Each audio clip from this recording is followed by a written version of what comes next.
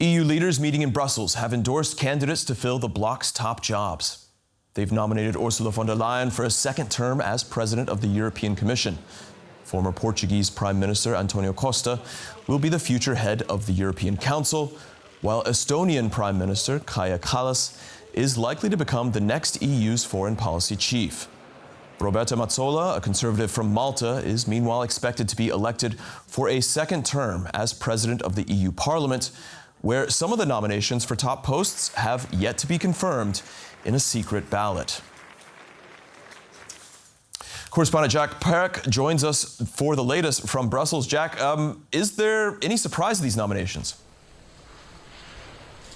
Not really, to be honest with you, Stephen. It has gone off as we have largely expected it to, and that's because the centrist political majority that basically won the most votes in the European Parliament elections at the beginning of June, they clubbed together and decided that these nominations would be the one to be put forward.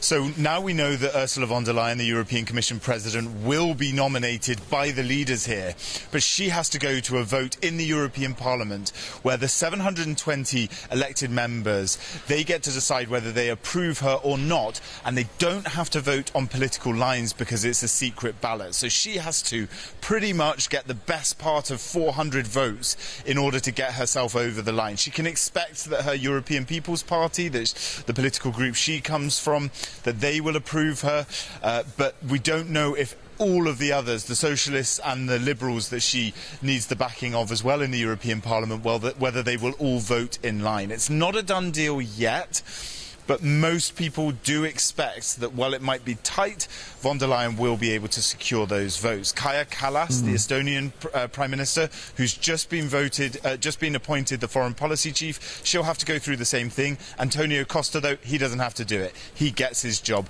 today. He'll start in December as European Council President.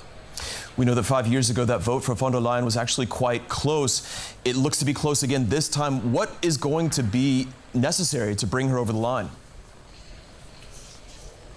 Well, she'll need to basically courier enough support, make sure she gets those votes from her own political party and keep the socialists in line. What's interesting here tonight, what's happened at this summit, though, was the votes among the other leaders as well, because Italy's Giorgia Meloni, the Prime Minister, we know that she actually abstained. I've got sources that have told me that she abstained on approving the appointment of Ursula von der Leyen going forward. The hard right group, which is known as the ECR group in the European Parliament, which Giorgia Meloni's party sits within, they are feeling quite upset that they didn't, despite being the third biggest party in the European Parliament. We expect there's still some changing votes on how they will all group together. She felt that they deserved one of these top jobs, but instead it's going to a centre-right, a Christian Democrat, a socialist, and to a liberal politician. So that abstention really says something. It means that the Italians weren't in favour, and it's quite rare for a big economy like Italy to not approve the European Commission President in the vote like we saw here tonight. Hard to tell how that will affect things going forward, but it will show that the relationship between the Italian Prime Minister and the future Commission President, if she gets approved, Ursula von der Leyen, that may be rocky going forward. Assuming that von der Leyen does win, what can we expect from her and from the Commission in the coming 5 years? So her priority, and we actually had the Ukrainian President Volodymyr Zelensky here in Brussels at the summit today.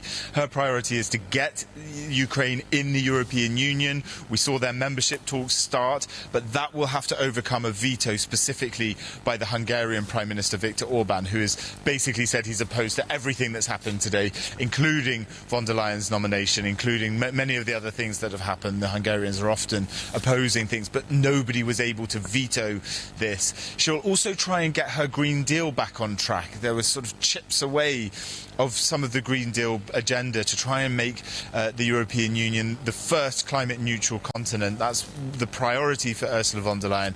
She'll have a lot of pressure to do that. And specifically as well, what we know going forward, and we've heard it in the press conferences after this summit, is that the issue of security and defence is going to be a priority. It's widely expected that in the next European Commission there will be be a specific sort of unit about defence and security, which there hasn't ever been really specifically in the European Union before. How that will look, how that's shaped, that will be in von der Leyen's image if she can pass that European Parliament vote.